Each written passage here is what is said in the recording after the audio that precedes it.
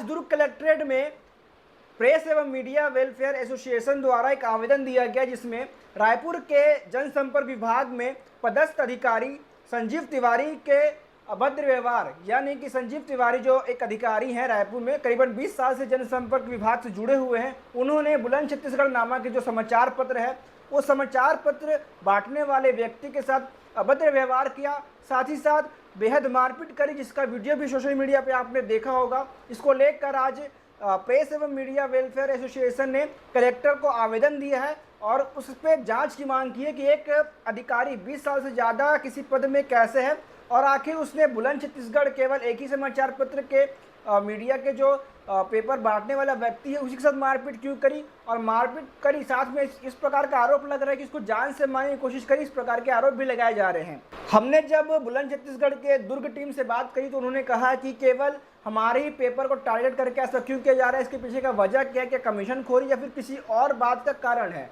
तो इसको लेकर दुर्ग में आज कलेक्टर को आवेदन दिया गया, मांग रखी गई है कि जाँच करे, और काफ़ी सारे वीडियो भी वायरल हुए हैं। तो हम आगे सुनते हैं कि दुर्ग की टीम क्या कुछ बयान कर रही है। देखिए, जनसंपर्क अधिकारी हैं संजीव तिवारी जी, पिछले 20 सालों से एक ही पद पर बैठे हुए हैं रायपुर में।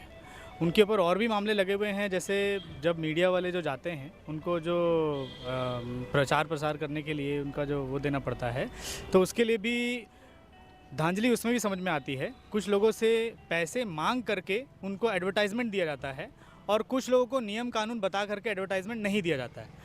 तो आज हमारी जो मांग है वो press and media welfare association की तरफ से मांग है।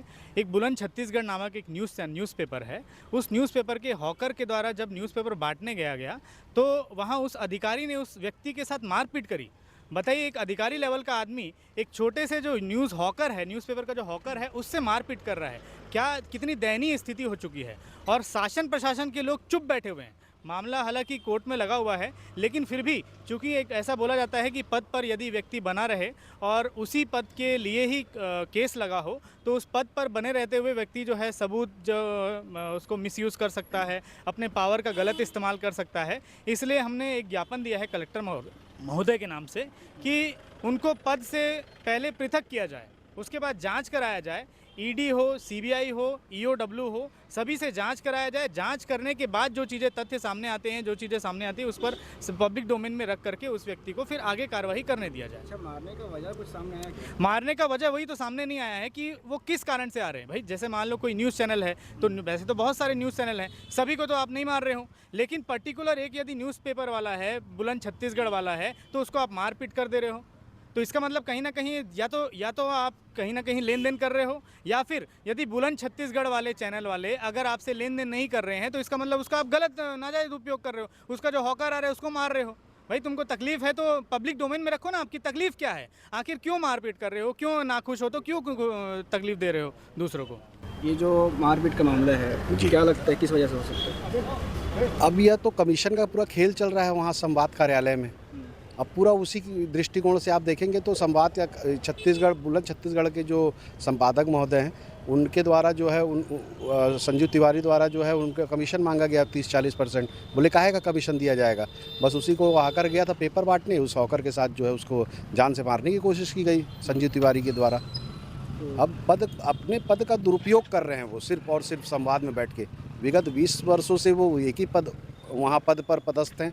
हम लोगों ने आज कलेक्टर साहब से यही मांग की कि उनको सबसे पहले तो उस पद से पृथक किया जाए, अब फिर जांच किया जाए, और जांच में जो तथ्य आएंगे फिर उसके आधार पर कार्रवाई करें। आप किस प्रकार की कार्रवाई की मांग करते हैं? हम तो यही चाह रहे हैं कि संवाद कार्यालय से जनसंपर्क विभाग से उनको सबसे पहले तो पृथक किया जाए, और फिर निष्पक्ष जाँच की जाए, और जाँच में जो भी तथ्य आएँ वो उस पर कार्रवाई करें।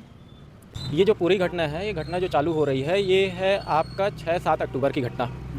सबसे पहले क्या किया गया, मनोज पांडे जी से जो बुलंद छत्तीसगढ़ के संपादक हैं, उनको कार्यालय में बुलाया गया। उनको बोला गया कि आप हमको जो है 50% कमीशन दीजिए, तब हम आपको विज्ञापन जारी करेंगे और टेंडर जारी करेंगे। पहले बुलंद छत्तीसगढ़ को विज्ञापन मिल रहा था, पर कमीशन के चक्कर में विज्ञापन को रोक दिया गया। सीधा कमीशन की मांग की गई है।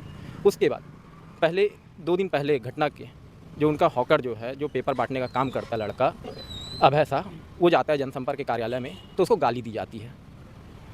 जब संजीव तिवारी को पूरे तरीके से पता है कि अभय साहब नामक व्यक्ति कौन है और किस अखबार से आता है, उसको गाली गलौज किया जाता है, जिसके बाद शिकायत करने के लिए 5-6 पत्रकार जनसंपर्क कार्यालय में जाते हैं। रवि मित्तल सर के कैबिन में जाकर जो है बातचीत कर रहे होते हैं।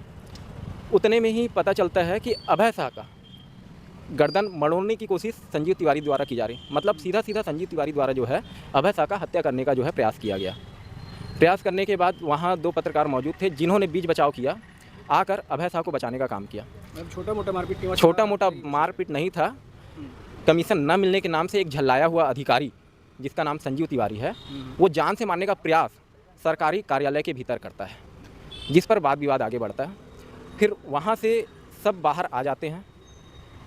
तब संजीव तिवारी क्या करता है, जानबूझकर पत्रकारों के ऊपर झूठा एफआईआर दर्ज करने के नाम से अपने ही दफ्तर को तोड़फोड़ करता है। तोड़फोड़ करने के बाद आप जानते हैं सरकारी अधिकारी है, प्रशासन इनके जेब में रहता है और इनको तो कमीशन के लिए भेजा गया है, जो राजपत्रीय अधिकारी नहीं है, जिनको पावर ही नहीं है, पर ये सारा खेल खेल रहे हैं। भाई इनके पास अगर पावर रहता, सब चीज़ रहता, ये करते, पर इनको मेन बैठाया गया है कि ये दलाली करें वहाँ पे जितने पत्रकार आ रहे हैं विज्ञापन के लिए, तो भैया 50% पहले कमीशन आप हमको दो, उसके बाद हम आपको विज्ञापन देंगे। ये सारा खेल जो है कमीशन का है। कमीशन के साथ साथ एक बड़ा भ्रष्टाचार, 20 साल से एक व्यक्ति जो है एक ही पद पर बैठा हुआ है। तो आज जो हम लोग आए थे यहाँ पे, सबसे पहले ये जांच किया जाए कि 20 साल से एक व्यक्ति कैसे एक पद पे पदस्थ रह सकता है, इस पर क्या उसका एक्सटेंशन मिला हुआ है, क्या क्या कार्रवाई हुई, इसकी जानकारी। इसके साथ साथ इसके द्वारा अर्जित की गई संपत्ति, उसकी जांच हो। इसके फैमिली में अगर ये अपने पुत्र पुत्री अपने मिसेस के नाम से यदि संपत्ति अर्जित किया है, उसकी जांच हो। अगर ये पद पे रहेगा तो जब पद पे रहेगा, एक बार ये पद का अपना दुरुपयोग करते हुए झूठा एफआईआर दर्ज करवा सकता है। जो घटना घटी नहीं, उस घटना को घटित करके ये झूठा एफआईआर दर्ज करवाया है। उसी चीज़ की जांच करने के लिए सबसे पहले जब इसके ऊपर न्यायालय में जो है मामला अभी विचाराधीन है, तो इसको इसके पद से सस्पेंड किया जाए, इसको बैठाया जाए, इसके सारे अधिकारियों को ख़त्म किया जाए। उसके बाद निष्पक्ष रूप से इसकी जो है सीबीआई जांच करवाई जाए, एसआईटी से जांच करवाई जाए, ईडी से जांच करवाई जाए, जो ये अवैध संपत्ति अर्जित किया है। हमारा आज का ज्ञापन इसी विषय पर था। मैं राहुल कुमार मिश्रा, छत्तीसगढ़ जर्नलिस्ट थे, सह संपादक, रायपुर।